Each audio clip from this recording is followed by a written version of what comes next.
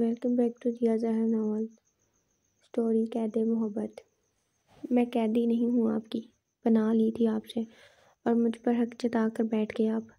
وہ تیز چلتے تنفس کے درمیان کہہ رہی تھی، جبکہ مقابل خاموشی سے کرسی پر بیٹھا تھا۔ اس کے وجود میں ذرا برابر بھی حرکت نہیں ہوئی تھی۔ مجھے جانے دے یہاں سے، سنائی دے رہا ہے یا نہیں؟ اسے کوئی بھی حرکت نہ کرتے دیکھ مطربہ نے پاس رکھے ٹیبل پر بڑا واز اٹھا کر زمین پر پھینکا تھا۔ نہ جانے وہ کیسے اس شخص کی قید میں آ گئی تھی، جب اچانک کسی نے بہت تیزی سے اس کی جانب لپکتے اس کی گردن دبوچی تھی۔ میرے جیسے درندے کے پاس پناہ لینے تم خود آئی تھی، اور اب مجھے برداشت کرنا تم پر فرض ہے، سمجھی تم؟ اس نے بے ساختہ اس کی گردن پر دباؤ دیتے ہوئے کہا تھا، جبکہ اس کی آنکھیں اور مضبوط ہاتھ کی انگلیاں مطربہ کے چہرے کو واہلانہ پن سے چھو رہی تھیں۔ وہ بلا کا حسین لفظ بھی کم پڑتا ہوگا اس کے بارے میں کسی کو بتاتے ہوئے۔ وہ دراز قد کے ساتھ کثرتی جسم والا تھا، اس کی نیلی آنکھیں تھیں اور آنکھوں میں عجیب سرپن تھا۔ بہت پرکشش وجیح چہرہ رکھنے والا بس 27 سالہ نوجوان تھا، جس کی رنگت سنہری تھی، کھڑی ناک، گلابی ہونٹ اور چہرے پر بیئرڈ۔ وہ ایک کمرے میں موجود تیار ہو رہا تھا، بلیک پینٹ پر بلیک ٹی شرٹ اور بلیک ہی لانگ کوٹ پہنے، آنکھوں پر گلاسز لگائے وہ کمرے سے باہر نکلا۔ اندھیرا ہر طرف پھیلا ہوا تھا۔ پورچ میں آ کر وہ گاڑی میں سوار ہوا اور نکل گیا۔ تقریباً 20 منٹ کی ڈرائیونگ کے بعد اچانک اس کو تھوڑا دور سے ایک وجود لہنگے میں بھاگتا ہوا نظر آیا۔ تبھی وہ وجود سڑک کے درمیان میں آ کر ہاتھ سے اس کو رکنے کا اشارہ کرنے لگا۔ تب اس نے بریک لگائی۔ پلیز میری مدد کریں، مجھے بچائیں۔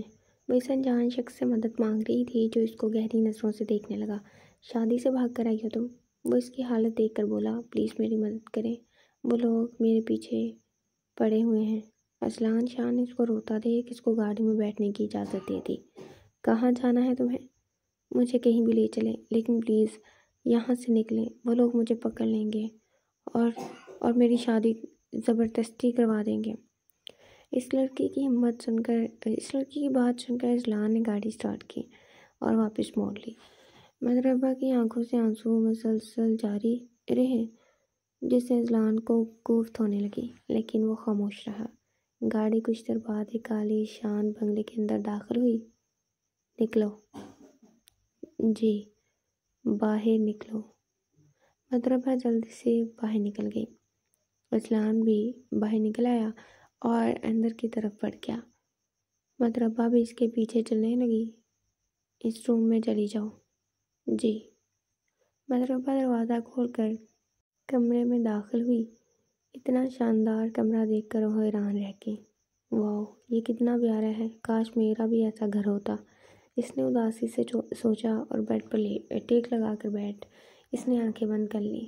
جب سب کچھ اس کی آنکھوں کے سامنے گھوم گیا، تھپڑ کی آواز سے پہلے ایک تیز جلن اس کے گال پر پھیلی۔ وہ سیدھی نہیں ہو پائی تھی کہ بالوں کی مٹھی بھری گئی اور اس کو پیچھے کھینچا گیا۔ کدھر مر گئی تھی؟ کان نہیں ہے تیرے؟ کب سے آواز دے رہی ہوں۔ سکینہ بیگم کی زہریلی پھنکار اس کے کانوں میں پڑی۔ مطربہ نے آنکھوں میں آئی نمی کو اندر دھکیلا۔ جی دائی آنے لگی تھی۔ اس کی آواز بامشکل نکلی۔ پہلی آواز پر کیوں نہیں آئی تم؟ ایک اور جھٹکا لگا۔ سارا دن مردوں کی طرح پڑی رہتی ہوں، ماں باپ خود تو مر گئے لیکن مصیبت کو ہمارے گلے ڈال گئے۔ ارے تو کیوں نہیں مری ان کے ساتھ؟ نور اس کی دائی کی بیٹی کمرے سے باہر رہی۔ ارے اماں کیا ہوا ہے، کیوں پیٹ رہی ہے اس کو؟ اور کیا کروں اس کا؟ اماں میں کہتی ہوں اس کی شادی کرتے ہیں، ہم سب کی اس سے جان چھوٹ جائے گی۔ ہاں تو ٹھیک کہہ رہی ہے، میں اس مصیبت کو اتارتی ہوں گلے سے۔ جا اب یہاں کھڑی ہو کر ہمارا منہ کیا دیکھ رہی ہے؟ چائے بنا کر لا میرے لیے اور میری بیٹی کے لیے۔ جی دائی۔ مطربہ آنسوؤں کا گلا گھونٹتی کچن کی طرف آ گئی۔ اس کا گال ابھی تک چل رہا تھا، یہ تو بروز کا ہو گیا تھا۔ وہ گھر کے سارے کام بھی کرتی اور پھر تانے اور مار بھی کھاتی۔ امی ابو آپ کیوں مجھے چھوڑ کر چلے گئے؟ اس ظالم دنیا میں اکیلے مجھے بھی ساتھ لے جاتے۔ وہ آنسو بڑی مشکل سے کنٹرول کیے ہوئے خود سے مخاطب ہوئی۔ ارے منحوس ماری لے بھی آ چائے۔ جی لانے لگی ہوں۔ مطربہ نے جلدی سے چائے کپ میں ڈالی اور باہر لے آئی۔ اب جا کر کھانے کی تیاری کر، اور ہاں آج بریانی بنانا۔ جی۔ مطربہ کی والدہ کی ڈیتھ اس کی پیدائش کے وقت ہو گئی تھی۔ اس کے والد نے اس کو بہت لاڈ سے پیار سے پالا، اس کی ہر خواہش پوری کی۔ دونوں باپ بیٹی اپنے گھر میں ہنسی خوشی کی زندگی گزار رہے تھے کہ ایک دن کالج جاتے وقت ان کا ایک ٹرک کے ساتھ بہت برا ایکسیڈنٹ ہوا۔ مطربہ کو بھی کافی چوٹیں آئیں، لیکن اس کے والد کی موت ہو گئی تھی۔ مطربہ کی عمر 21 سال ہے۔ اس کے تایا اس کو اپنے گھر لے آئے تھے۔ مطربہ ایک خوبصورت لڑکی تھی جس سے اس کی تایا کی بیٹی بہت جلتی تھی۔ نور کا رنگ سانولا تھا اور جب سے مطربہ ان کے گھر آئی تھی، نور کسی نہ کسی وجہ سے اس کو مار پڑواتی رہتی تھی۔ تائی نے ساری ذمہ داری مطربہ کے اوپر ڈال دی۔ گھر کے سارے کام کاج کرنے کے باوجود بھی اس کو ہر وقت ڈانٹ اور مار ہی پڑتی۔ اماں اس کو گھر سے نکال کسی طریقے سے، میں جب بھی اس کو دیکھتی ہوں مجھے یہ زہر لگتی ہے۔ نور غصے سے اپنی ماں کے کان بھر رہی تھی۔ تو ٹینشن نہ لے، میں آج ہی بات کرتی ہوں۔ وہ ہمارے محلے میں شیدہ ہے جن کا نکر پر گھر ہے، بولتی ہوں اس کو بیاہ کر لے جائے، اس کو تو کوئی لڑکی دے ہی نہیں دے رہا۔ چلو اس پر نیکی بھی ہو جائے گی اور ہمارے اوپر سے بھی بلا ٹل جائے گی۔ ہاں ماں ٹھیک ہے، تو آج ہی بات کر ان سے۔ سکینہ بیگم ہاں میں سر ہلا گئی۔ ان کی یہ بات کونے میں کھڑی مطربہ کے کانوں میں پڑی۔ تائی آپ اتنی ظالم کیسے ہو سکتی ہیں؟ آپ مجھے اس بڈھے کے ساتھ نکاح کروانا چاہ رہی ہیں؟ لیکن بس اب وہ نہیں، میں اپنے آپ پر کوئی ظلم برداشت کروں گی، مجھے بھی زندگی جینے کا حق ہے۔ اپنے آنسو صاف کرتی مطربہ اپنے کمرے کی طرف چلی گئی۔ مختلف سوچیں اس کے ذہن میں تھی۔ رات کے وقت لڑکی تیار رہنا، کل شام کو تیرا نکاح ہے، اور ہاں اگر کسی قسم کی کوئی ہوشیاری کی تو مجھ سے برا کوئی نہیں ہوگا، یاد رکھنا۔ اور ہاں اگر تیرے تایا نے پوچھا تو بولنا کہ میری اپنی مرضی ہے۔ جی۔ یہ 2 دن کیسے گزرے اسے پتہ ہی نہ چلا، اور آخر شام کا وقت آ ہی گیا جب تائی نے اس کو دلہن کا جوڑا پکڑایا جو اس کے سسرال کی طرف سے آیا تھا۔ یہ لے، پہن کے تیار ہو جا، تھوڑی دیر تک تیرے سسرال والے آنے والے ہیں نکاح کے لیے۔ مطربہ ہاں میں سر ہلا کر لہنگا پکڑ کر کمرے میں آ گئی۔ اس نے لہنگا پہن لیا اور تھوڑا سا تیار ہو گئی۔ جاؤ نور، تو اس منحوس ماری کو دیکھ کے آ، تیار ہوئی ہے ابھی تک یا نہیں؟ وہ لوگ آنے ہی والے ہوں گے۔ اماں میں تو نہیں اس کو دیکھنے جاؤں گی، تو خود جا کر دیکھ لے۔ ارے آخری بار دیکھ لے، پھر کون سا وہ کبھی تیری آنکھوں کے سامنے آنی ہے۔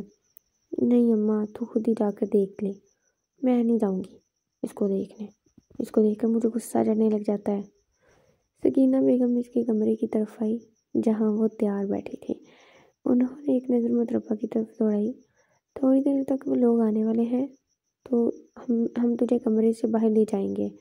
جی تائی جان، ٹھیک ہے، مطربہ نے دھیمی آواز میں کہا۔ تائی کے باہر جاتی مطربہ نے موقع کا فائدہ اٹھا کر گھر کی دیوار پھلانگ کر بھاگ گئی جو اس نے پہلے ہی تیاری کر رکھی تھی۔ بڑی سی چادر میں اس نے اپنا آپ چھپایا ہوا تھا۔ لوگ اس کو عجیب نظروں سے دیکھنے لگے۔ اسے پتہ نہیں کیوں بار بار اپنی تائی کی آوازیں آ رہی تھی کہ جیسے وہ اس کے پیچھے آ رہی ہوں۔ گاؤں سے باہر نکلتے اس نے دوڑنا شروع کر دیا۔ وہ اندھا دھند بھاگی جا رہی تھی۔ اس کو کچھ پتہ نہیں کہ وہ کہاں جا رہی ہے اور کس طرف جا رہی ہے۔ تقریباً 1 گھنٹہ بھاگنے کے بعد اس کو دور سے گاڑی آتی دکھائی دی اور تبھی مطربہ کی آنکھ کھل گئی۔ اس کو عجیب سی گھٹن ہونے لگی۔ وہ جلدی سے کمرے سے باہر نکلی تو باہر اندھیرا تھا۔ ایک طرف ہلکی سی لائٹ جل رہی تھی۔ مطربہ اسی سے مت چل پڑی اور تبھی اس کی ایک وجود سے ٹکر ہوئی تھی۔ سب کچھ ساخت ہو گیا۔ مطربہ نے گھبرا کر ابھی آواز نکالی ہی تھی کہ تبھی ہر طرف لائٹیں آن ہو گئی۔ اس نے گھبرا کر اوپر دیکھا۔ سامنے کھڑا ہوا وجود کسی چٹان کی طرح، اس کی آنکھیں، مطربہ نے ایسی آنکھیں زندگی میں پہلی بار دیکھی تھی، سرد، گہری اور وحشت زدہ۔ ایک سیکنڈ کے لیے اس کی سانس رکی۔ کیا یہ وہی ہے جس کے ساتھ میں آئی ہوں؟ اس نے دل میں سوچا۔ دوسری طرف اذلان شاہ بھی مطربہ کو دیکھ کر ٹھٹک گیا۔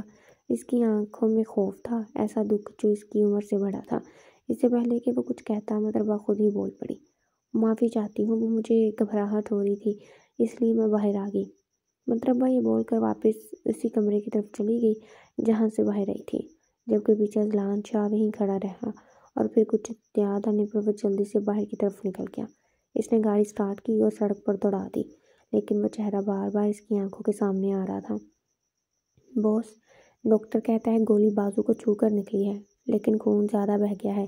عمر نے جھک کر اپنے مالک کے کان میں کہا۔ وہ شخص جسے سب باس کہتے تھے ہسپتال کے کوریڈور میں کھڑا تھا۔ اس کی موجودگی سے وہاں کا ماحول عجیب سا تناؤ زدہ تھا۔ نرسیں اور وارڈ بوائز بھی اس کے قریب سے گزرتے ہوئے سہم جاتے تھے۔ اس نے کوئی جواب نہیں دیا۔ اس کی نظریں سامنے ایمرجنسی روم کے بند دروازے پر جمی تھیں۔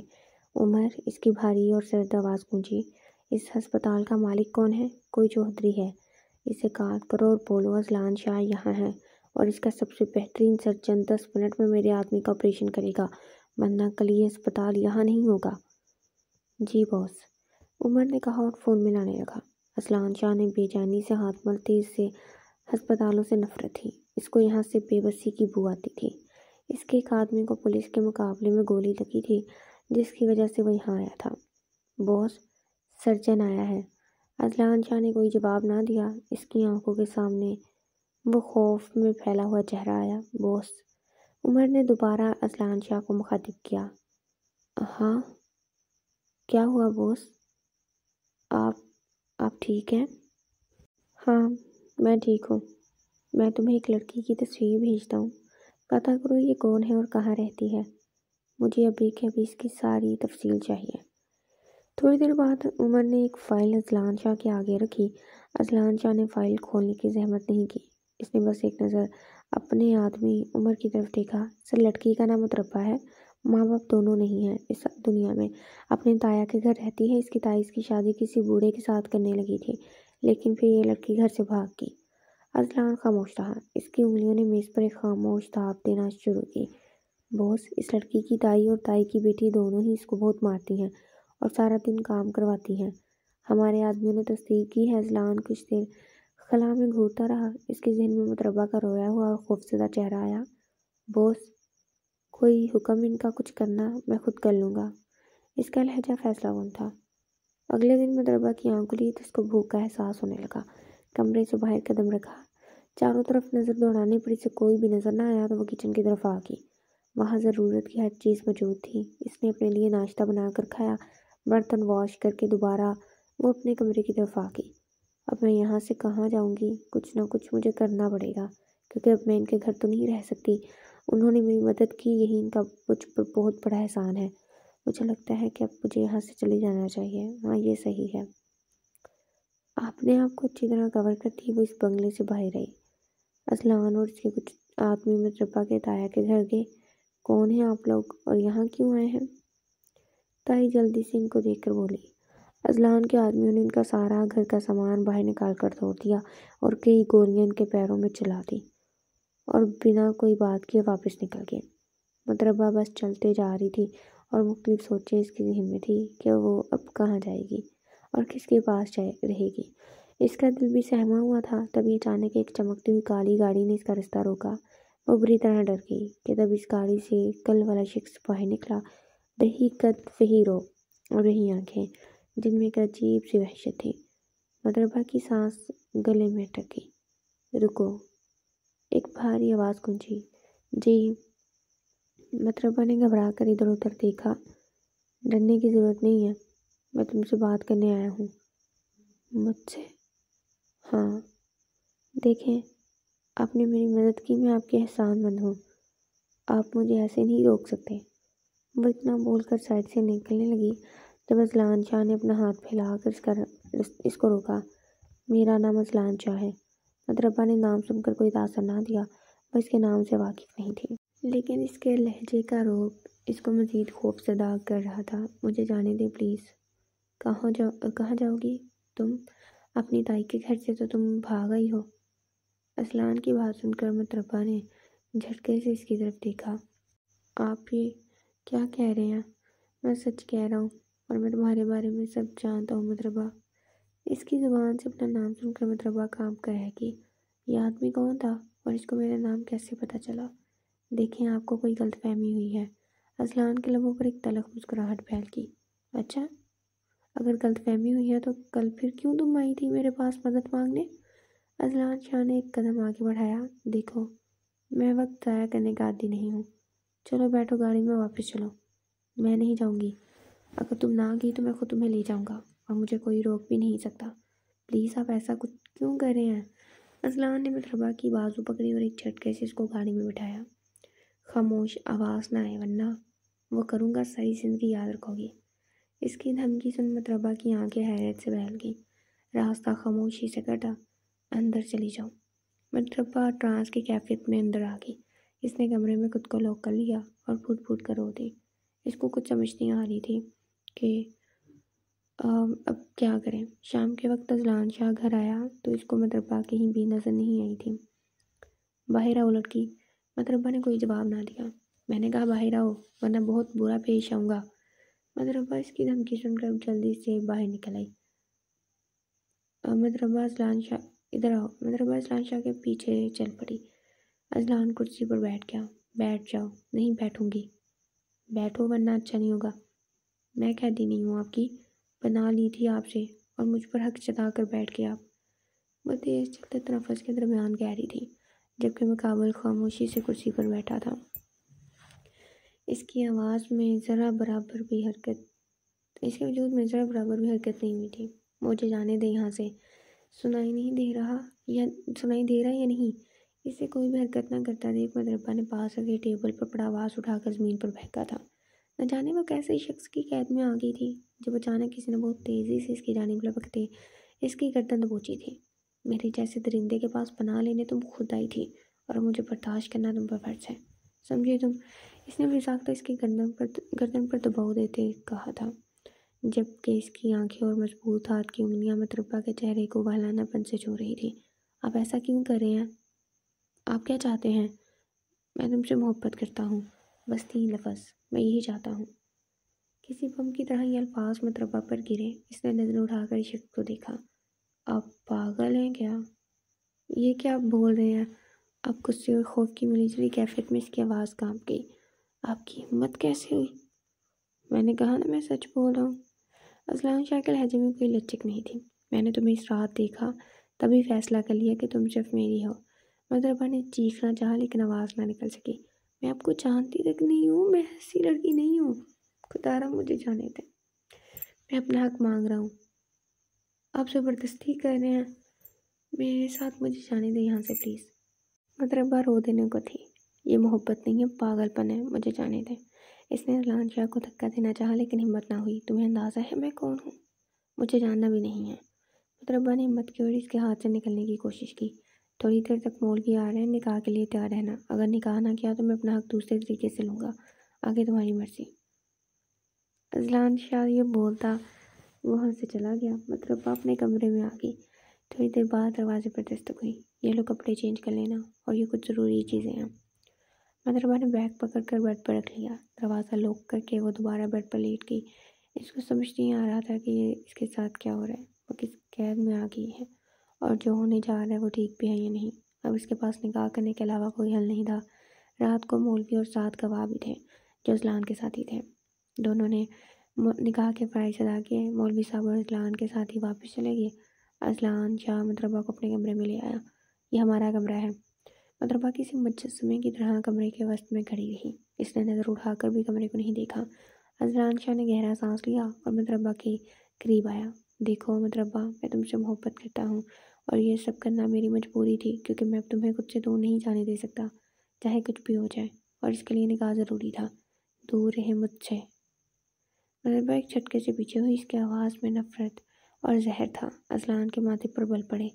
میں تمہارا شوہر ہوں۔ شوہر؟ مطربہ زہریلی ہنسی ہنسی۔ کیسے شوہر؟ جو زبردستی نکاح کر لیتے ہیں؟ زبردستی نہیں تھی۔ اذلان شاہ کے لہجے میں سختی آئی۔ تم نے قبول ہے خود کہا ہے، مرضی۔ مطربہ اب چیخی۔ اس کے اندر کا سارا غبار باہر آ رہا تھا۔ کیسی مرضی؟ میں مجبور تھی، میں نے آپ سے مدد مانگی تھی لیکن آپ نے میری مجبوری کا فائدہ اٹھا لیا۔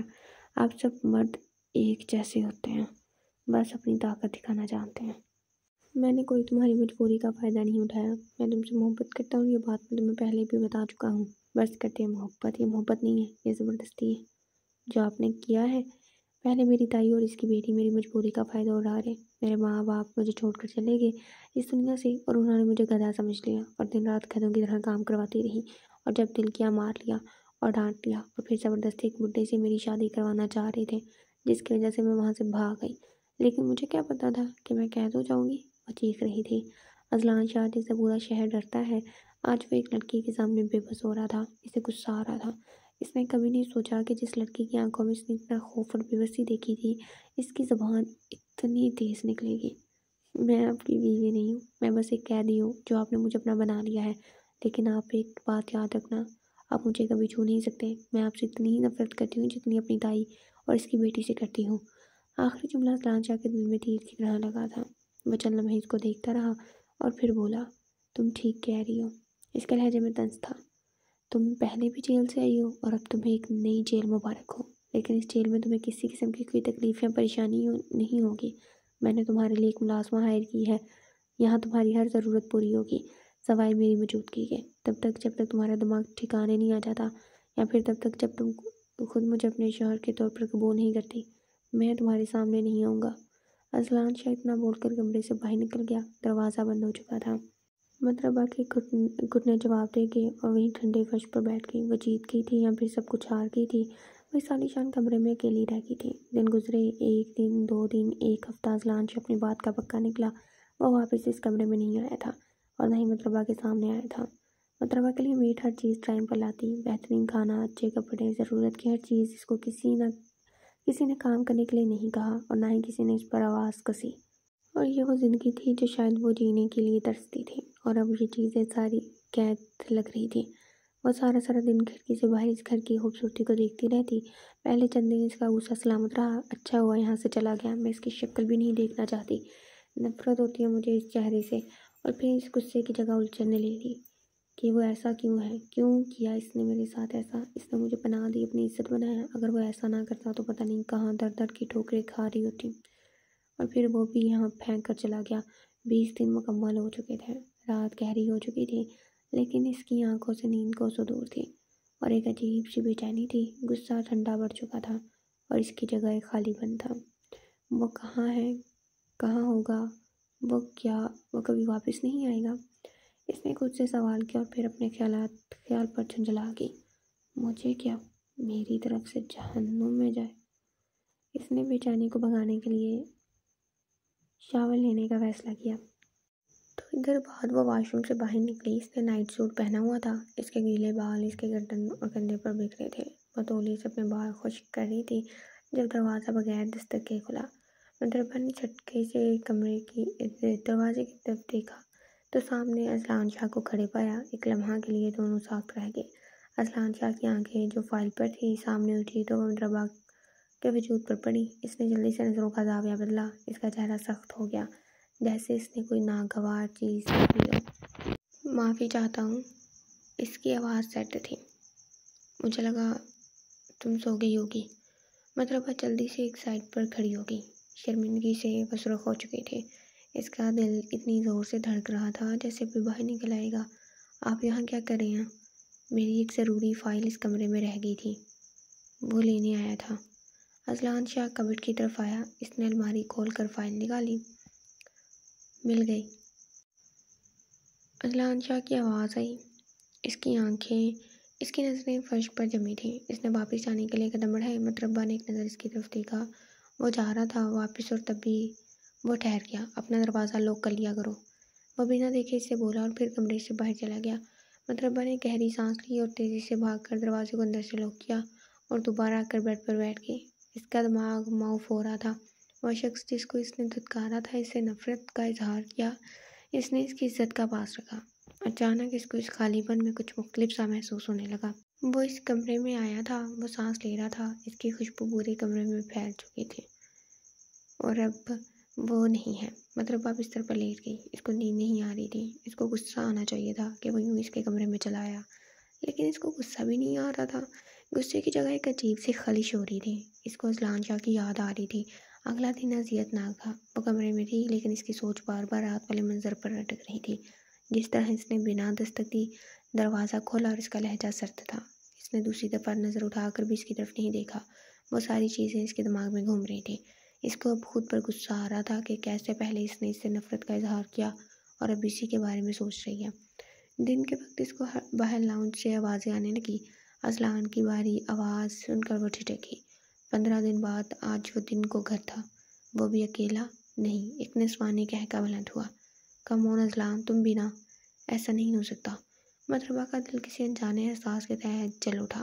اسے رہا نہیں گیا کون تھی یہ۔ وہ دبے پاؤں اپنے کمرے کے دروازے تک آئی اور ہلکا سا دروازہ کھول کر باہر جھانکا۔ لاؤنج میں اذلان شاہ صوفے پر بیٹھا تھا اور اس کے سامنے کھڑی تھی، جو مطربہ سے بالکل مختلف تھی۔ جین اور چست ٹاپ میں ملبوس، چھوٹے بال کٹے ہوئے، اس کے چہرے پر اعتماد ہی اعتماد تھا۔ وہ کسی گینگسٹر فلم کی ہیروئن لگ رہی تھی۔ میں تم سے کہہ رہی ہوں ذرا وہ ڈیل فائنل کر دو، پیپر ریڈی ہیں۔ اذلان شاہ نے فائل دیکھتے ہوئے کہا، تم سے کہہ رہا ہوں سوری۔ اوکے بوس، زہرا نے مسکراتے ہوئے کہا۔ اس کی نظر اچانک دروازے سے جھانکتی متربہ پر پڑی۔ زہرا کی مسکراہٹ ایک دم غائب ہوئی، چہرے پر حیرت اور آنکھوں میں سوال ابھرے۔ اذلان؟ زہرا نے اذلان کو نہیں بلکہ متربہ کو دیکھتے ہوئے اذلان کو پکارا۔ اذلان شاہ نے فائل سے نظر ہٹا کر زہرا کی نظروں کے تعاقب میں دیکھا تو اس کی نظر متربہ پر پڑی، جو گھبرا کر پورا دروازہ کھول کر سامنے آ گئی۔ یہ کون ہے؟ زہرا کا لہجہ سپاٹ تھا۔ اس نے متربہ کو دیکھا جو اپنے گھریلو سوٹ میں اس ماڈرن لڑکی کے سامنے خود کو بہت کم تر سمجھ رہی تھی۔ بیوی، یہ متربہ ہے میری بیوی۔ بیوی لفظ زہرا کے چہرے پر کسی تیزاب کی طرح گرا۔ اس کے چہرے کا سارا اعتماد اور چمک ایک دم بجھ گئی۔ اس نے ناقابل یقین نظروں سے اذلان شاہ کی طرف دیکھا۔ تم نے شادی کب کی؟ اس کے حلق سے بامشکل آواز نکلی۔ اور تم نے مجھے بتایا بھی نہیں؟ یہ سب اچانک ہوا۔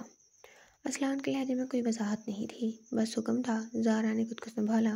اس کے دل ٹوٹنے کی آواز شاید کسی نے نہیں سنی، لیکن اس کی آنکھوں کی ویرانی سب بتا رہی تھی۔ اس نے متربہ کو سجدہ پاؤں دیکھا۔ وہ ایک ڈری سہمی اور عام سی لڑکی تھی۔ اس کے لیے اذلان شاہ نے اس کے لیے زہرا نے ایک تلخ مسکراہٹ دی۔ مبارک ہو۔ متربہ اپنی جگہ کھڑی جل رہی تھی۔ اسے زہرا کی ٹوٹی ہوئی آنکھوں سے زیادہ اذلان کا رویہ تکلیف دے رہا تھا۔ وہ اس لڑکی کے ساتھ کتنا بے تکلف تھا، اور ابھی سب میری بیوی کہہ کے ایسے متعارف کروا رہا ہے جیسے کوئی مجبوری ہو۔ اور یہ زہرا، یہ کون تھی؟ کیا یہ اس کی گینگ کی تھی؟ کیا یہ اس کی اتنا ہی زیادہ قریب تھی جتنا دکھا رہی تھی؟ اذلان، ہمیں میٹنگ کے لیے دیر ہو رہی ہے۔ زہرا نے جلدی سے موضوع بدلا۔ اس کا لہجہ پروفیشنل اور سرد تھا۔ ہاں چلو۔ اذلان نے فائل اٹھائی اور زہرا کے ساتھ دروازے کی طرف بڑھ گئی۔ اس نے ایک بار بھی متربہ کی طرف مڑ کر نہیں دیکھا۔ وہ لاؤنج کے بیچ میں کھڑی ان دونوں کو جاتا دیکھ رہی تھی۔ جیسے وہ نظروں سے اوجھل ہوئے، متربہ کے اندر جلن کی ایک لہر دوڑ گئی۔ وہ زہرا، اس کا اعتماد، اس کا اذلان کو باس کہنا، اور سب سے بڑھ کر اذلان کا اس کے ساتھ رویہ۔ وہ ایک گینگ کی لڑکی ہے، متربہ نے دانت پیسے، اور وہ اسے گھر لے آیا میرے ہوتے ہوئے۔ آج پہلی بار اس کو اس گھر پر اور اس گھر کے مالک پر غصے سے زیادہ ملکیت کا احساس ہوا۔ سارا دن متربہ کے سینے میں آگ لگی رہی۔ وہ زہرا نامی لڑکی اس کے ذہن پر ہتھوڑے کی طرح برس رہی تھی۔ اس کا بے باک انداز، سب سے بڑھ کر اس کا اذلان کو بوس کہنا، اور اذلان کا اس کو میری بیوی کہہ کر متعارف کروانا۔ وہ سرد و سپاٹ لہجہ، وہ اس کو گھر لے آیا میرے ہوتے ہوئے۔ اس کی اتنی ہمت! اس نے میرے سے پوچھا تو معلوم ہوا کہ اذلان رات کو گھر نہیں آتا، وہ اپنے کسی دوسرے ٹھکانے پر ہوتا ہے جہاں اس کی گینگ کا کام ہوتا ہے۔ آج اس کا دل ڈوب رہا تھا۔ کیا وہ آج بھی اس زہرا کے ساتھ ہوگا؟ اور یہ خیال اس کو پاگل کرنے کے لیے کافی تھا۔ رات گہری ہوگی لیکن متربہ جاگتی رہی، غصے اور جلن میں وہ انجانی تکلیف میں مبتلا اپنے کمرے میں چکر کاٹ رہی تھی۔ تبھی اس کو باہر سے گاڑی کی آواز آئی جو رک گئی تھی۔ اس کا دل زور سے دھڑکا۔ وہ آیا ہے۔ وہ فوراً اپنے کمرے سے باہر نکلی اور سیدھا اس راہداری میں آ گئی جہاں اذلان نے گزر کر اپنے کمرے کی طرف جانا تھا۔ اذلان تھکا ہارا اندر داخل ہوا اور اپنے کمرے میں آ گیا۔ اس نے کوٹ اتار کر صوفے پر پھینکا ہی تھا کہ تب دروازے پر دستک ہوئی۔ اس نے حیرت سے سر اٹھایا۔ اتنی رات کو؟ آ جاؤ۔ دروازہ کھلا تھا اور کمرے میں متربہ داخل ہوئی۔ اس کے بال کھلے تھے، چہرہ غصے سے دمدما رہا تھا، اور وہ آج کسی سہمی ہرنی کے بجائے ایک زخمی شیرنی لگ رہی تھی۔ اذلان شاہ اس کو دیکھ کر حیران ہوا۔ تم یہاں اس وقت؟ کیا ہوا؟ سب ٹھیک ہے؟ آج آپ گھر میں رک رہے ہیں؟ متربہ نے اس کے سوال کو نظر انداز کرتے براہ راست پوچھا۔ اذلان اس کے اس انداز پر چونک گیا۔ اس کا لہجہ حکم اور سوال کے درمیان تھا۔ ہاں، اذلان نے دھیرے سے جواب دیا۔ کیوں پوچھ رہی ہو؟ کیونکہ میں چاہتی ہوں۔ متربہ نے ایک لفظ چبا کر کہا۔ وہ لڑکی جس سے دوپہر کو آپ یہاں لائے تھے، وہ زہرا، وہ آئندہ اس گھر میں قدم نہ رکھے۔ اذلان کی آنکھوں میں ایک لمحے کے لیے حیرت اور پھر ایک خطرناک چمک ابھری۔ وہ اپنی کرسی سے اٹھ کھڑا ہوا۔ تم مجھے حکم دے رہی ہو؟ میں آپ کو یاد دلا رہی ہوں۔ متربہ کی آواز اب اونچی ہوگی۔ کیا یاد دلا رہی ہو؟ وہ آہستہ آہستہ چلتا ہوا اس کے قریب آیا۔ جہاں تک مجھے یاد ہے، تم نے کہا تھا تم میری بیوی نہیں ہو، اور میں نے تمہیں قید کیا ہوا ہے۔ تمہیں میری زندگی سے کوئی مطلب نہیں ہونا چاہیے۔ یہ الفاظ تیر کی طرح لگے۔ متربہ کو یاد آیا کہ اس نے خود ہی اس کو دھتکارا تھا، لیکن آج کی جلن اس کی انا سے بڑی تھی۔ تو کیا آپ اس بات کا فائدہ اٹھائیں گے؟ اس کی آواز کانپ گئی۔ آپ اس عورت کو سامنے لا کر مجھے جلائیں گے؟ وہ گینگ کی لڑکی ہے۔ اذلان کا لہجہ سخت ہو گیا۔ وہ یہاں کام سے آئی ہے۔ کام سے؟ مطربہ چیخی۔ کیا اتنا ضروری کام تھا جو وہ آپ کے گھر تک آ گئی؟ یا آپ کی گینگ میں مرد ختم ہو گئے ہیں جو آپ کو عورتوں سے کام لینا پڑ رہا ہے؟ مطربہ۔ اذلان شاہ نے اس کو بازو سے پکڑ لیا۔ زبان سنبھالو، تم اس کو نہیں جانتی؟ ہاں، مجھے جاننا بھی نہیں ہے۔ مطربہ نے اپنا بازو چھڑوانے کی کوشش کی اور اسی جھٹکے میں اس نے ایڑیاں اٹھا کر اذلان کا کالر پکڑ لیا۔ کمرے میں ایک دم سناٹا پھیل گیا۔ اذلان شاہ نے حیرت سے پہلے مطربہ کے ہاتھ کو دیکھا جو کالر پر تھا، پھر اس کے چہرے کی طرف دیکھا۔ میں آپ کی بیوی ہوں، مطربہ نے کانپتی آواز میں کہا، جیسے اس کو خود ان الفاظ پر یقین نہ آ رہا ہو۔ آپ کسی اور عورت کو اس گھر میں نہیں لا سکتے۔ اذلان کے لبوں پر تلخ مسکراہٹ آئی۔ اچھا، آج تمہیں یاد آ گیا کہ تم میری بیوی ہو؟ ہاں، یاد آ گیا تو پھر؟ اذلان نے اس کا ہاتھ اپنے کالر سے نہیں ہٹایا بلکہ اس کے ہاتھ پہ اپنا ہاتھ رکھ دیا۔ اس کی آواز اب گہری اور بھاری ہو گئی۔ اس دن تو تم مجھے دھتکار رہی تھی، کہہ رہی تھی کہ تم مجھے چھو بھی نہیں سکتے۔ میں مطربہ لاجواب ہو گئی۔ بیوی ہو تو بیوی ہونے کا ثبوت دو۔ اذلان نے اس کی آنکھوں میں جھانکا۔ تم نے ہی مجھے اپنے کمرے، اپنی زندگی سے نکالا تھا۔ مطربہ نے گہرا سانس لیا۔ آج وہ یہاں تو سب کچھ ختم کر دے گی یا سب کچھ ٹھیک کر دے گی؟ اس نے اپنی آنکھوں سے آنسو صاف کیے اور اذلان کی آنکھوں میں دیکھا۔ پہلے بیویوں والے حق دو۔ اذلان کے چہرے کے تاثرات بدلے۔ یہ وہ مطربہ نہیں ہے جسے وہ جانتا تھا۔ مطلب یہ مطربہ نے ہمت جمع کی۔ اگر میں آپ کی بیوی ہوں تو آپ کو بھی میرا شوہر بننا پڑے گا۔ اس نے ایک قدم پیچھے ہٹایا اور اپنے کمرے کی طرف اشارہ کیا۔ رات۔ کمرے میں گہرا سناٹا چھا گیا۔ اذلان نے مطربہ کے لرزتے ہاتھ اور آنکھوں میں جلتے آنسو کو دیکھا۔ رات یہ لفظ ہوا میں معلق تھا۔ وہ ایک ٹون تھا، اس نے زندگیاں لی تھی، سلطنتیں ہلائی تھیں، لیکن اس ایک لمحے اس لڑکی کے سامنے اس کو لگا اس کے پیروں کے نیچے سے زمین نکل گئی ہو۔ اس کی آواز نکلی جو گہری اور بھاری تھی۔ اس کے لہجے میں نہ ہی طنز تھا اور نہ ہی غصہ، ایک عجیب سی تھکاوٹ تھی، جیسے پوچھ رہا ہو اب اس نیک کھیل کی کیا ضرورت ہے۔ مطربہ نے اس کی آنکھوں میں جھانکا۔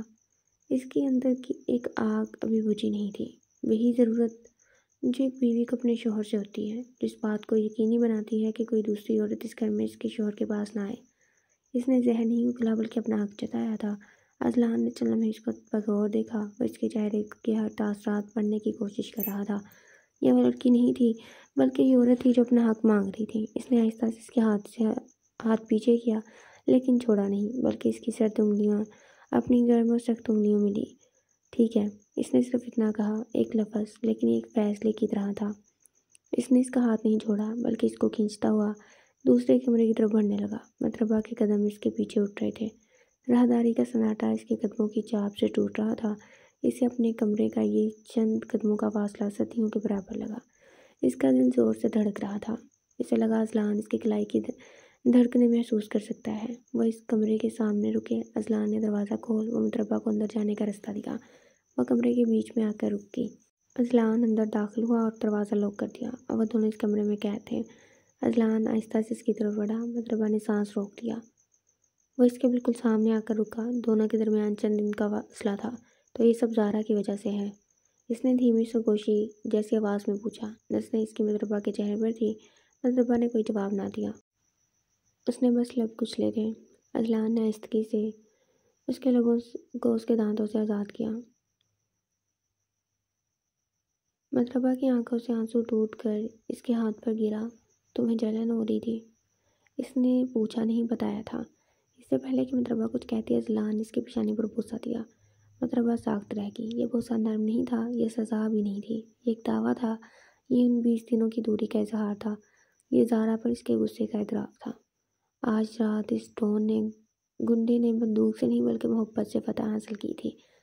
صبح جب مطربہ کی آنکھ کھلی تو سورج کی کرنیں کمرے میں آ چکی تھیں۔ ایک لمحے کے لیے تو اس کو سمجھ نہ آئی کہ وہ کہاں ہے۔ پھر اس کو اپنے بازو پر ایک بھاری اور سخت گرفت محسوس ہوئی۔ اس نے دھیرے سے سر گھمایا تو اذلان شاہ کو اپنے برابر میں لیٹے پایا۔ اس کا چہرہ پرسکون تھا اور اس کا بازو کا حصار وہ اس کے گرد پاستی حصار کی طرح تھا۔ ایک دم اس سب کچھ یاد آنے پر اس کا چہرہ حیا سے دمک اٹھا۔ وہ اتنی بے باک کیسے ہوگی؟ مطربہ نے اس کی گرفت سے آزادی حاصل کرنی چاہی تھی۔ اذلان کی آنکھ کھل گئی۔ کدھر کدھر ناشتہ کمرے میں آ جاتا ہے تو میں کہیں جانے کی ضرورت نہیں ہے۔ اس کے لبوں پر مسکراہٹ پھیل گئی۔ اذلان نے اپنی گرفت مضبوط کی۔ وہ خوف اور جلن سب کچھ ختم ہو چکا تھا۔ اس کی جگہ اطمینان نے لے لی تھی۔ دوپہر کے وقت وہ لاؤنج میں بیٹھی تھی جب باہر سے آوازیں آئیں۔ دروازہ کھلا اور زارا اندر داخل ہوئی۔ اس نے آج بھی جینز پہنی ہوئی تھی مگر اس کے چہرے پر کل والی چمک نہیں تھی۔ اس نے مطربہ کو دیکھا، وہ ایک لمحے کے لیے رکی۔ وہ اذلان کہاں ہے؟ آواز میں دبی دبی تھکاوٹ تھی۔ وہ اپنے دفتر میں ہے، مطربہ نے پرسکون آواز میں کہا۔ اس سے پہلے کہ زارا کچھ کہتی کہ اذلان سیڑھیوں سے اترتا ہوا نیچے آ گیا۔ وہ مطربہ کے چہرے کی طرف دیکھ کر مسکرایا اور پھر زارا کی طرف متوجہ ہو گیا۔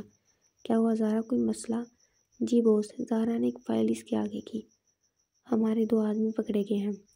اذلان کا چہرہ فوراً سخت ہو گیا۔ اس کے چہرے سے وہ نرمی غائب ہو گئی اور اس کی جگہ وہ ڈون واپس آ گیا جس سے دنیا کانپتی ہے۔ مطربہ نے دیکھا کیسے وہ شخص پل میں بدل گیا۔ کس نے کیا؟ اس کا لہجہ برف کی طرح ٹھنڈا تھا۔